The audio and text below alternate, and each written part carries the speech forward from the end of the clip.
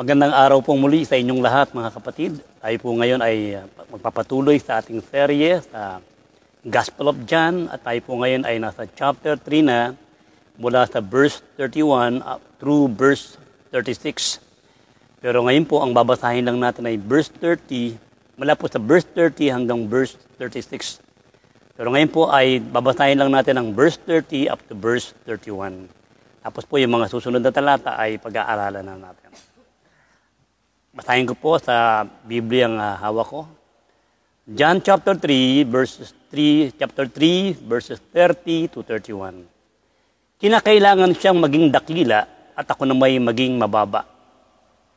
Ang mula sa itaas ay dakila sa lahat. Ang mula sa lupa ay tagalupa at nagsasalita tungkol sa mga bagay sa lupa. Ang mula sa langit ay dakila sa lahat. Manalangin tayo.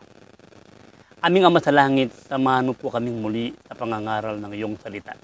Dalangin po namin na buksan niyo ang puso at isipan ng mga makikinig sa tulong ng iyong Santong Espiritu upang maunawaan namin ang kapahayagan ng iyong salita. Nakita po nawa namin ang aming kalalagayan sa iyong harapan bilang makasalanan na nangangailangan ng iyong pagliligtas.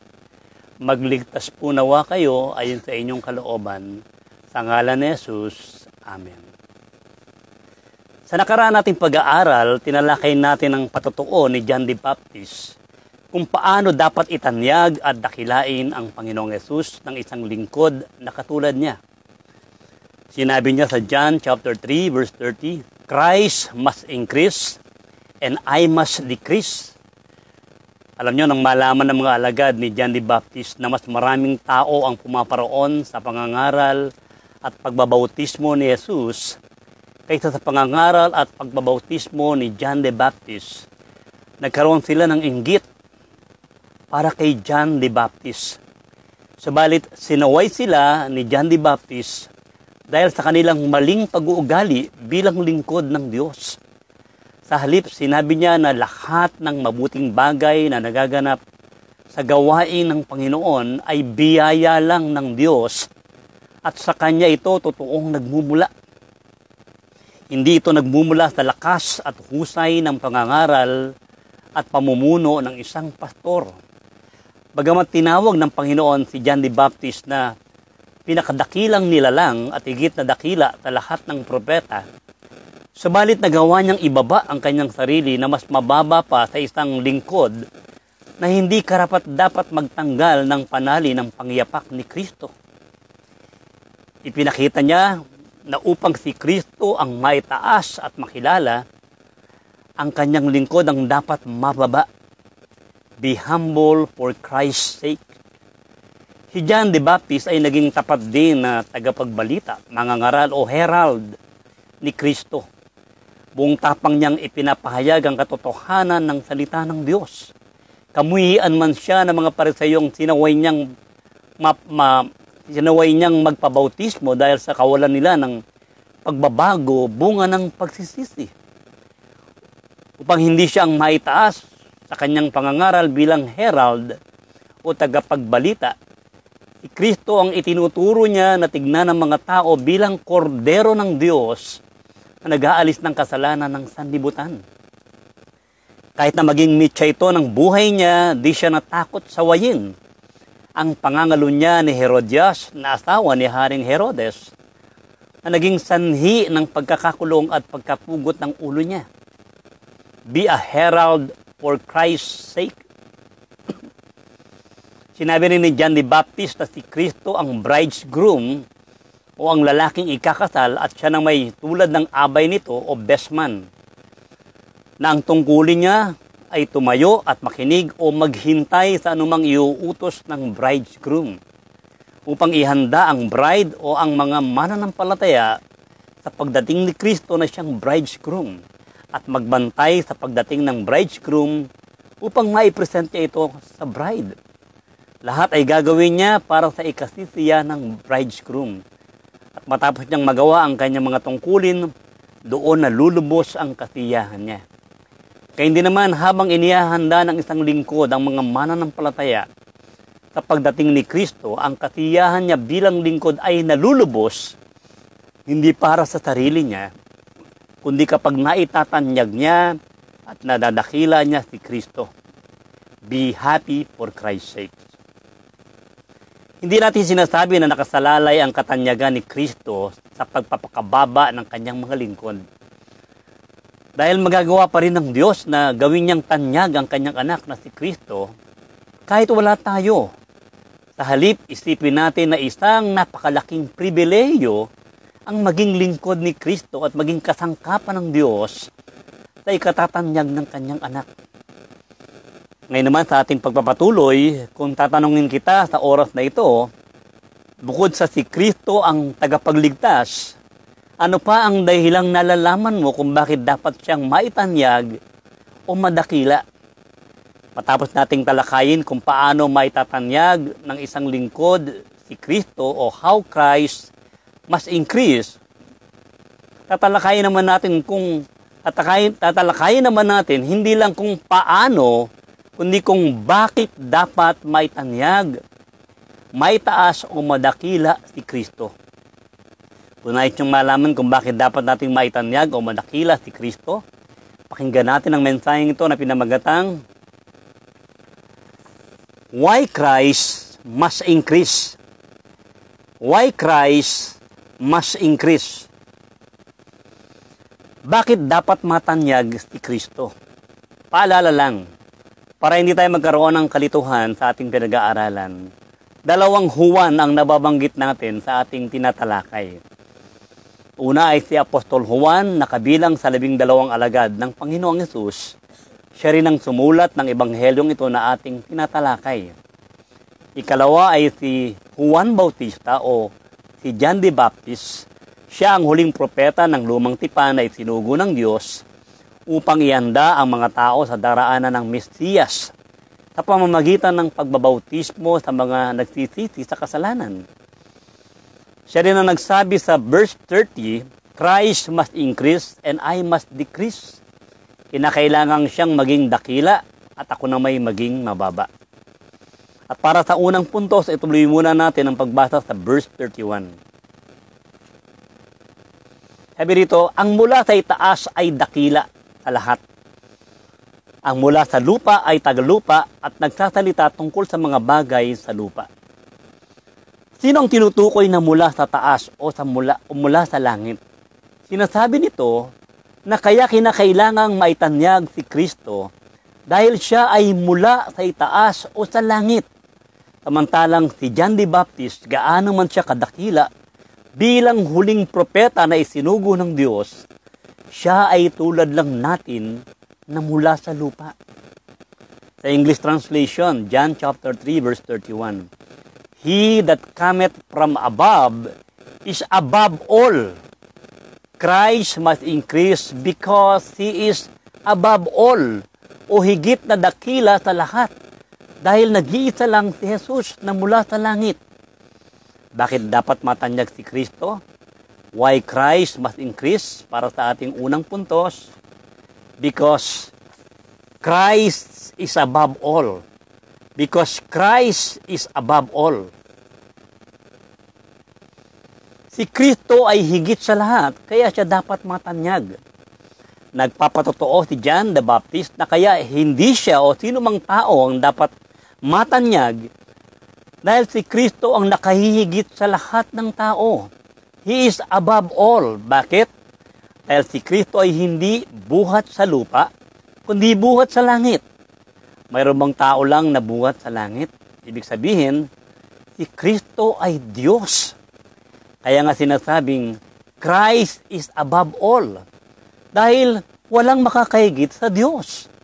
Matapos sabihin sa verse 31, ang mula sa itaas ay dakila sa lahat, sinabi din na ang mula sa lupa ay tagalupa. Ang tinutukoy naman ng mula sa lupa ay si John the Baptist. At kaya sinabing ang mula sa lupa ay tagalupa ay upang sabihin na may limitasyon o may hindi kayang gawin si John the Baptist o sino mang tao dahil sila ay mula lamang sa lupa. Anong hindi kayang gawin ng mula sa lupa? Hindi nila kayang maging tagapagligtas. Hindi nila kayang mabuhay na mag-uli mula sa mga patay at pumanhik sa langit. Si Jesus lamang ang nakagawa noon. Bakit sinasabi ito ni Apostol Juan? Alam nyo, historically, bagamat nang isulat ito ni Apostol Juan ay matagal nang patay si John the Baptist, may mga alagad siya na bumuo ng sarili nilang sekta sa paniniwalang si John the Baptist ang isinugo ng Diyos bilang Kristo at hindi si Jesus. At marahil sa dami ng mga sumunod kay John the Baptist, iniisip nilang ito ang Kristo na ang ibig sabihin ay Messiah o piniling tagapagligtas. At alam nyo, bilang katibayan sa Acts chapter 19 verse 1, sinabi dito na may mga alagad pa rin si John the Baptist na imbis na sumunod kay Kristo, ay nagpatuloy pa rin sila bilang tagasunod ni John the Baptist. Kung kaya sinasabi ni Apostol Juan sa kanila na hindi nila dapat itaas si John the Baptist. Bakit? Una, dahil mismong si John the Baptist ang nagsasabing si Kristo ang dapat matanyag at hindi siya. Ikalawa, si Kristo ay mula sa langit, samantalang si John the Baptist ay mula sa lupa. Marahil ang dahilan kung bakit nais nilang maitanyag si John the Baptist. Dahil sinabi ng Panginoon sa Matthew chapter 11 verse 9 na si Juan Bautista ay lalo pang higit kaysa sa isang propeta. Subalit kahit na higit na dakila si John the Baptist sa isang propeta, siya ay mula pa rin sa lupa at hindi katulad ni Jesus na buhat sa langit. Anong sinasabi nito sa atin? Sinasabi nito sa atin na kahit sa panahon nila ay kumikilos na ang Antikristo para pigilang maitanyag si Kristo, sa halip ay maitaas ang tao. Kaya nga nang nainggit ang mga alagad ni John the Baptist sa katanyagan ng Panginoon, sinaway sila ni John the Baptist at sinabing si Kristo ang dapat maitaas at hindi siya. Bakit? Dahil siya ay isang lingkod lamang ng Panginoon. At maging sa ibang reliyon sa kapanahonan natin, imbis na si Kristo na buhat sa langit ang itaas nila, mas itinataas nila ang taong buhat lang sa lupa. Si Muhammad ng Islam, si Buddha ng Buddhist, si Brahma ng Hinduism, at maging sa reliyong ating nakamulatan, sino ang mas tinatanyag ng tao bilang tagapagligtas? Si Maria ba o si Jesus? Si Pedro ba ang pundasyon ng iglesia o si Kristo? Maliban kay Jesus, lahat sila ay mga tao lang at hindi Diyos. Kaya si Kristo lang ang dapat maitanyag dahil ang lahat ay buhat sa lupa. At dahil buhat sila sa lupa, wala silang kakayahang maging tagapagligtas at hindi sila maaaring asahan ng tao. Bakit? Dahil sinabi ng Biblia sa Acts chapter 4 verses 11 to 12 na si Jesus ang panukalang bato, panulukang bato. At sa kanino mang iba ay walang kaligtasan. Bakit daw? Sapagkat walang ibang pangalan sa silong ng langit na ibinigay sa mga tao na sukat nating ikaligtas. Tanging si Kristo lang ang panulukang bato o pundasyon ng kaligtasan na maaari nating sandigan.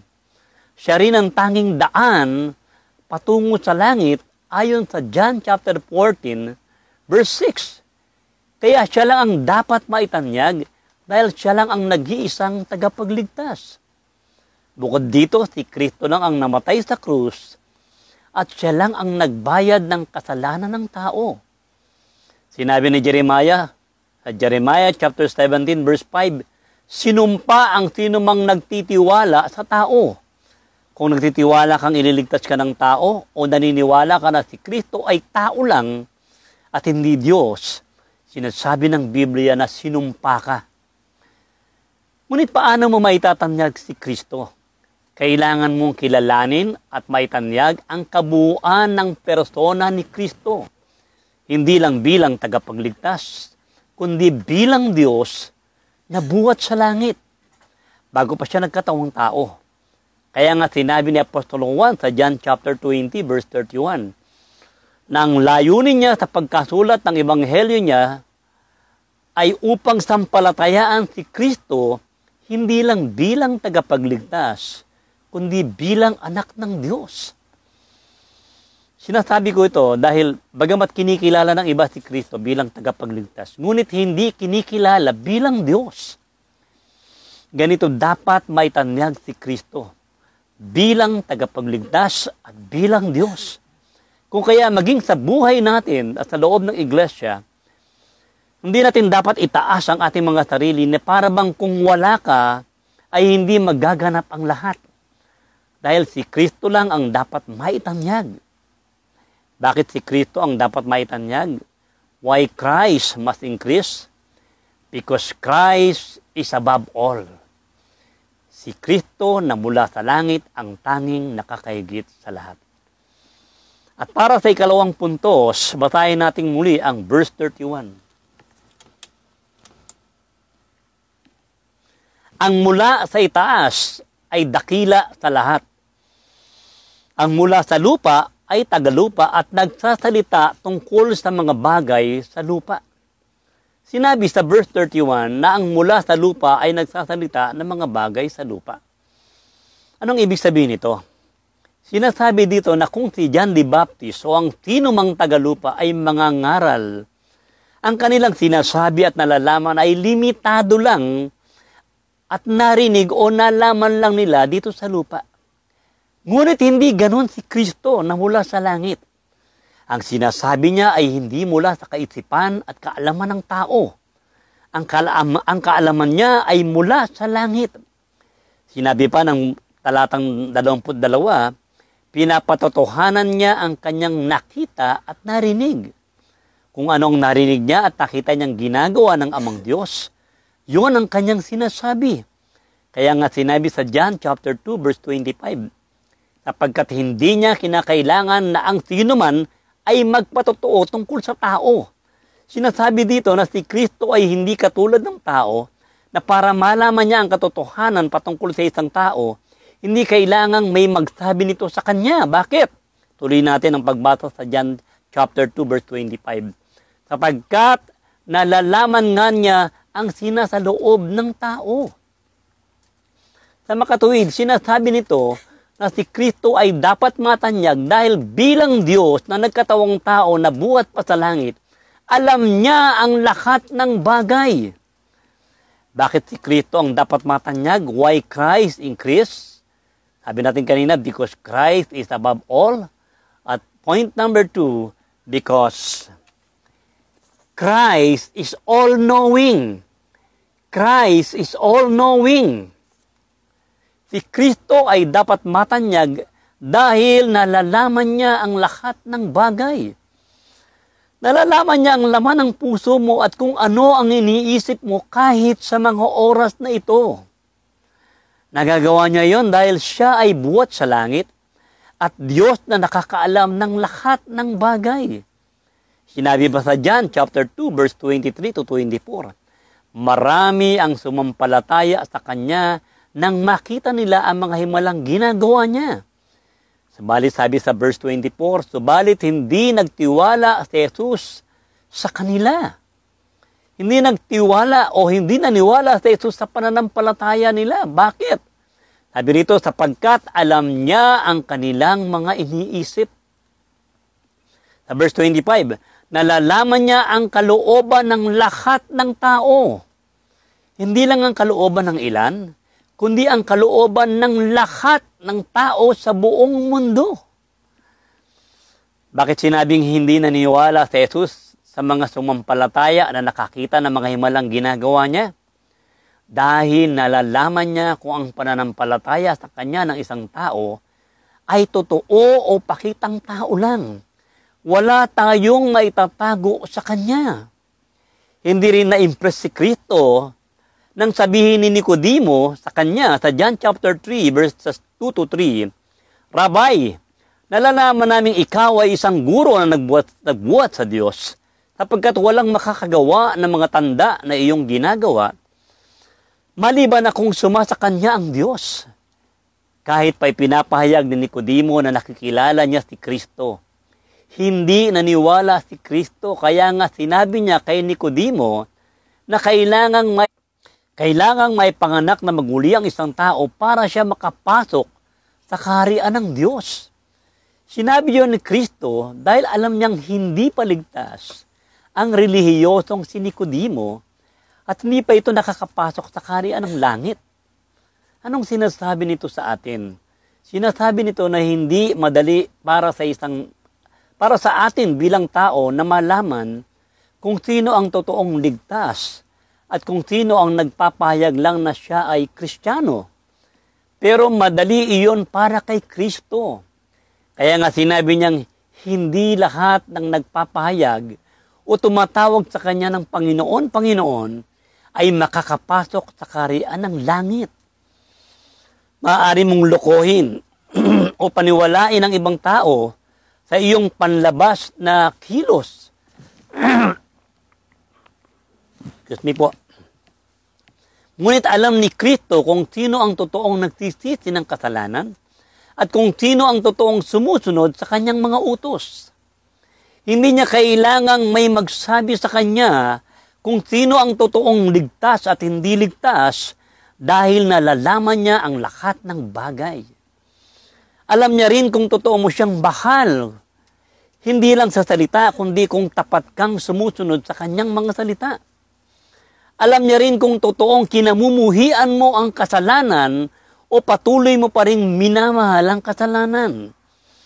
Alam niya rin kung matigas ang ulo mo o kung ayaw mong magbago. Bakit? Dahil all-knowing siya. Nalalaman niya ang lahat ng bagay. Bakit si Kristo ang dapat matanyag? Why Christ must increase? Because Christ is all-knowing. Christ is all-knowing. Para sa ikatlong punto, sabatayin natin ang talatang 33. Ang naniniwala sa kanyang patotoo ay nagpapatunay na ang sinabi ng Diyos ay totoo. Sinasabi ni Apostol Juan na ang pagsampalataya sa Panginoong Yesus ay selyo na nagpapatunay na ang sinabi ng Diyos sa Biblia ay totoo. Alin ang sinabi ng Diyos na totoo? Na si Jesus ang totoong Kristo o totoong tagapagligtas. At hindi si John the Baptist o sino pa man. Bakit sinasabi ito ni Apostol Juan? Basahin natin ang Luke chapter 3 verse 15. Sabi rito, Luke 3:15, at samantalang ang mga tao ay nagsisipaghintay habang hinihintay nilang pagdating ng Mesaya o tagapagligtas. Sabi rito, at pinagbubulay-bulay ng lahat sa kanilang puso ang tungkol kay Juan, kung siya kaya ang Kristo. Akala ng lahat si John the Baptist ang Kristo. Ngunit si Jesus ang authentic o totoong Kristo. Siya ang genuine, siya ang authentic na tagapagligtas at hindi si John the Baptist. Bakit si Kristo ang dapat matanyag? Why Christ must increase? Point number 1, because Christ is above all. Point number 2, because Christ is all-knowing. And point number 3, because Christ is authentic. Christ is authentic. Ang Diyos mismo ang magpapatunay kay John the Baptist na si Jesus ang totoo. Siya ang authentic. Nang bautismo niya si Jesus sa Matthew chapter 3 verse 17, narinig niyang mismo na sinabi ng Diyos, ito ang sinisinta kong anak na siya kong lubos na kinalulugdan.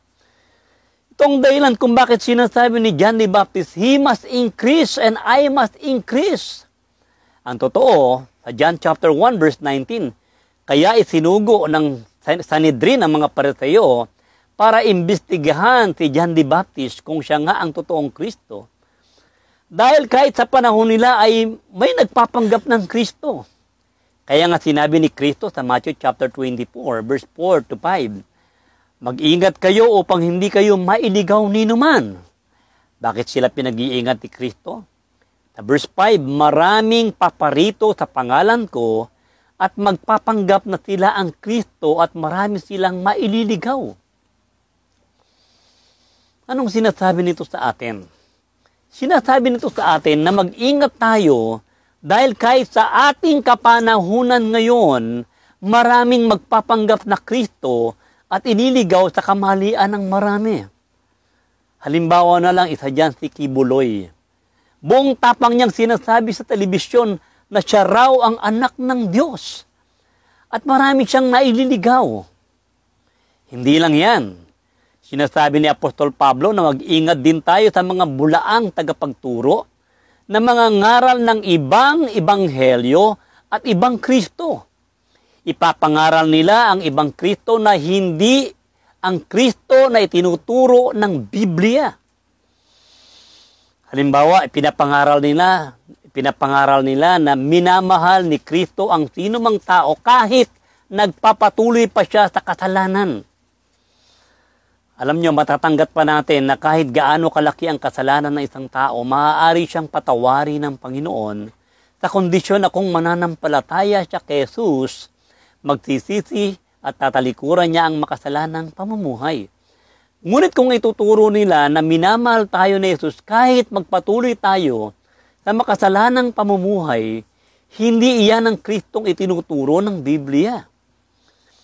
May nagtuturo din na namatay si Kristo sa krus para sa kapatawaran ng lahat at maging ang mga napunta na sa impyerno sa bandang huli, di umano ay maliligtas pa rin. May nagtuturo din na kapag tinanggap mo si Kristo ay hindi ka na magkakaroon ng mga problema. Taliwas yan sa tinuturo ng Biblia. May nagtuturo din na sino mang sumunod kay Kristo ay payayamanin niya at pagagalingin niya sa lahat ng sakit. Bagamat totoong nagpapala at nagpapagaling ang Panginoon, ngunit hindi ka tatawagin ni Kristo na sumunod sa Kanya para ka lang yumaman at gumaling. Pinalalabnaw nila ang ebanghelyo para lang maraming tao ang sumunod sa kanila. Ang totoo, sinabi ng Panginoon sa Luke chapter 9, verse 23, kung ang sino man tao ay ibig sumunod sa akin, ay tumanggi sa kanyang sarili at pasanin sa araw-araw ang kanyang krus at sumunod sa akin. Let him deny himself and take up his cross daily and follow me. Pero kung ang Kristong ipinapakilala sa iyo ng pastor mo, ay Kristo na okay lang kahit magpatuloy ka sa pagkakasala, okay lang kahit na hindi mo sundin ang mga utos niya, Kristo na hindi Diyos at tao lang, Kristong nilikha lang daw ng Diyos imbis na manlilikha, hindi iyan ang Kristong authentic o totoo. Ang authentic na Kristo, tuturuan kang kamuhian ang kasalanan at mamuhay sa kabanalan. Ang totoong Kristo, tuturuan kang ikaila ang makasalanang nasa ng iyong katawan, tuturuan kang magtiis at magsakripisyo para sa Kanya. Tuturuan kang ibaba ang iyong sarili at palaging maitaas si Kristo. At dahil si Kristo ay totoo, ito rin ang nagpapatunay na ang Diyos ay totoo. Bakit si Kristo ang dapat matanyag? Why Christ must increase? Because Christ is authentic. At para sa huling puntos, basahin natin ang talatang 34 hanggang 35. Ang isinugo ng Diyos ay nagpapahayag ng mga salita ng Diyos, sapagkat lubusang ipinagkakaloob ng Diyos ang kanyang Espiritu. Iniibig ng Ama ang anak at ibinigay niya rito ang pamamahala sa lahat ng bagay. Sinasabi ni Apostol Juan na dahil sa labis na pag-ibig ng Ama kay Jesus, lubusang ipinagkaloob ng Diyos ang kanyang Espiritu. Anong ibig sabihin nito? Sa salitang Ingles, He gives the Spirit without measure. Anong ibig sabihin ng He gives the Spirit without measure? Sinasabi dito na ang isinusugo ng Diyos ng mga propeta na nagpapahayag ng salita ng Diyos ay pinagkakalooban niya ito ng Espiritu pero may hangganan o sukat. Ang ibig sabihin ng pagkakaroon ng Espiritu ng Diyos ay ang pagkakaroon ng kapangyarihang nagmumula sa Diyos. May hangganan at limitasyon ang ibinibigay niyang Espiritu o kapangyarihan sa mga propeta. Pero may Pero kay Kristo, sa kanyang pagkakatawang tao, walang hangganan ang kapangyarihan ng Espiritu na ibinigay sa kanya ng Ama. Ang ibig sabihin ng walang hangganan ay infinite. Bakit? Dahil si Kristo ay infinite o walang hanggan Diyos. Kaya nga ang kapangyarihan din niya ay walang hanggan. He is all-powerful. Bakit si Kristo ang dapat maitanyag? Why Christ must increase? Number one, because Christ is above all. Because Christ is all-knowing. Because Christ is authentic. And number four, because Christ is all-powerful. Because Christ is all-powerful. Si Kristo ang dapat maitanyag dahil ibinigay ng Diyos sa Kanya ang lahat ng kapangyarihan. Sinabi ng Hebrews chapter 1, 2 and 3, God created the world through Christ. And He, si Christ, and He upholds the universe by the word of His power. Nilikha ng Diyos ang lahat ng bagay sa pamamagitan ni Kristo. At kung nagpapatuloy man sa pag-ikot ang mundong ito, maging ang lahat ng planeta sa sangkalawakang ito, sinasabi dito na ito ay dahil sa ang mga ito ay nasa pag-iingat ng makapangyarihang kamay ni Jesus. Kaya sinabi dito na He uphold the universe by the word of His power. Maging ang sarili nating buhay ay nasa pag-iingat niya. At dahil ibinigay sa kanya ng Diyos ang lahat ng kapangyarihan, ibinigay din sa kanya ng Diyos ang lahat ng kapamahalaan sa lupa, maging sa langit man. Kaya nga sinabi sa verse 35, iniibig ng Ama ang anak at ibinigay niya rito ang pamamahala sa lahat ng bagay. At alam niyo, maging ang huling paghatol ay ibinigay ng Ama sa anak. Sa labis na kaluguran ng Diyos Ama sa pagsunod ng kanyang anak, ng kanyang kaisa-isang anak, hanggang sa kamatayan sa krus. Ibinigay niya ang walang sukat na kapangyarihan upang maganap niya ang kapamahalaan sa lahat ng bagay sa langit at sa lupa. Ganito kataas ang pagpapahalagang ibinibigay ng Diyos Ama sa kanyang anak na si Jesus. At ito rin ang dahilan kung bakit sinasabi ni John the Baptist, He must increase and I must decrease. Ito rin ang dahilan kung bakit sinabi ni Apostol Juan sa huling talata ng ating binasa sa talatang 36, ang sumasampalataya sa anak ay may buhay na walang hanggan. Anong sinasabi nito sa atin?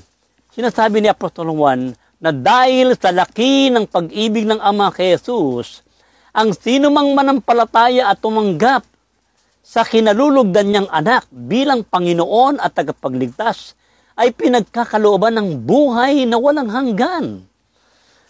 Ang lahat ng believers, ang lahat ng mananampalataya ay kaloob ng Ama sa kanyang anak na si Jesus.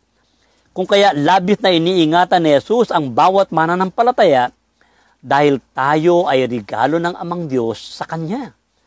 Sa kabilang banda, sinabi din sa talatang 36, ngunit ang hindi sumusunod sa anak ay hindi magkakaroon ng buhay, sa halip mananatili sa Kanya ang puot ng Diyos. Bakit sinabing ang hindi sumusunod? Dahil ang pagsampalataya sa Panginoong Yesus ay utos ng Diyos na dapat sundin at hindi pakiusap. Inuutusan ng Diyos ang lahat ng tao na magsisi ng kanilang kasalanan. Sabi sa Acts chapter 17 verse 30, Now He commands all people everywhere to repent. Ngunit ang hindi susunod, ang sino mang lumalayo at namumuhi sa ilaw ni Kristo, ang sino mang tatanggi sa inaalok ng Diyos na kaligtasan, bagkus mas pinili pa ang kadiliman dahil mahal nila ang kanilang kasalanan, sinasabi dito na mananatili sa kanila ang puot ng Diyos. Anong ibig sabihin nito? Ibig bang sabihin nito, nagalit sa kanilang Diyos? Kaya sila hindi maliligtas? Hindi ganon. Ang ibig sabihin ng puot ng Diyos, ito ang kaparusahan ng kasalanan na naghihintay sa impyerno. Doon mo mararanasan ang puot ng Diyos. Dahil ang lahat ng tao ay makasalanan, ang lahat ay hinatulan na ng kaparusahan sa impyerno. Sa simula pa lamang. Subalit dahil sa pag-ibig niya sa sanlibutan, naglaan ang Diyos ng paraan ng kaligtasan nang ibigay niya ang kanyang anak bilang kabayaran sa kasalanan. At ang tangi na lang gagawin ng tao ay pagsisihan ng kasalanan, panampalatayaan si Kristo at ang paraan ng kaligtasang iniaalok ng Diyos. Subalit, kung ang natitirang kaligtasan na mag-aalis sa atin sa kaparusahan ng kasalanan sa impyerno na siyang puot ng Diyos ay tinanggihan pa nila, bagkus mas pinili nilang mamuhay sa kasalanan kaysa sumunod sa Diyos, mananatili sa kanila ang hatol ng kasalanan na sa simula pa ay nandoon na at ibinigay sa tao. Ngunit sa sino mang nanampalataya, si Jesus ang nag-alis sa atin ng sumpa sa kaparusahan ng kasalanan na siyang puot ng Diyos. Because Christ is all powerful even in our salvation. Bakit si Kristo ang dapat matanyag? Why Christ must increase? Because Christ is all powerful. Bakit si Kristo lang ang dapat na matanyag at madakila at wala ng iba? Why Christ must increase? Number one, because Christ is above all. Because Christ is all-knowing. Because Christ is authentic. And because Christ is all-powerful. Manalangin tayo. Aming Ama sa Langit, nagpapasalamat po kami sa kapahayagan ng iyong salita, na ang pinakamamahal mong anak ang dapat naming maitanyag at madakila at hindi ang sinumang tao, dahil siya ay higit sa lahat at tanging totoong tagapagligtas. At dahil ibinigay mo sa kanya ang lahat ng kapangyarihan at kapamahalaan sa lupa at sa langit, naniniwala kami na tanging siya lang ang tagapagligtas at siya ring tanging hahatol. Kung kaya, mangusap po kayo sa lahat ng nakikinig. Magligtas po nawa kayo ayon sa inyong mayamang habag at biyaya, upang magawa naming palaging maitanyag at madakila ang iyong anak na si Jesus. Ito po ang aming samudalangin sa pangalan ni Jesus. Amen.